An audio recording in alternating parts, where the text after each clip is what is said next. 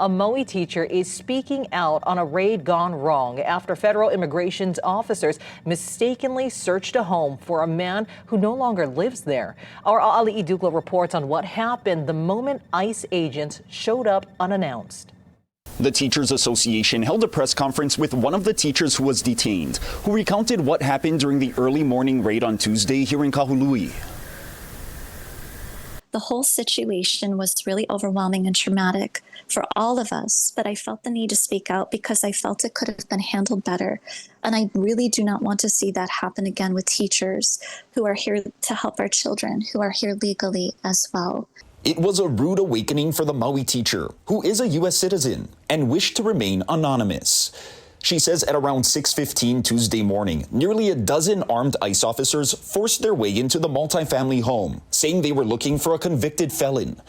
The teacher repeatedly asked if she could show them her identification, and they refused, holding her and other teachers who lived there for about 45 minutes and taking down names.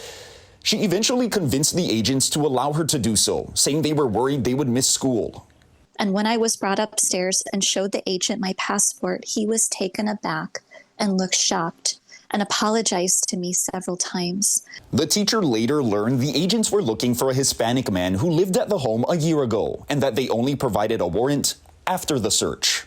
The important point here is that there was no warrant actually shown to these individuals, right? So they didn't know that there was a warrant. They didn't know who they were looking for.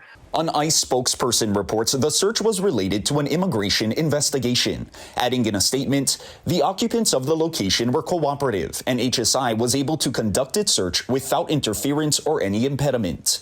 For the safety of the agents and the occupants, residents of the home were briefly detained and interviewed in addition to the search. There were no arrests, but the teacher felt she had to advocate for the other teachers because they're on visas. My immediate concern was, yes, I could have fought back more and I could have said, I'm a U.S. citizen, you can't hold me. You know, I can show you proof, you cannot take me down there. But I was afraid to do that because I didn't want to be separated from them. The Department of Education says it is in contact with the teachers program sponsor to ensure they're supported.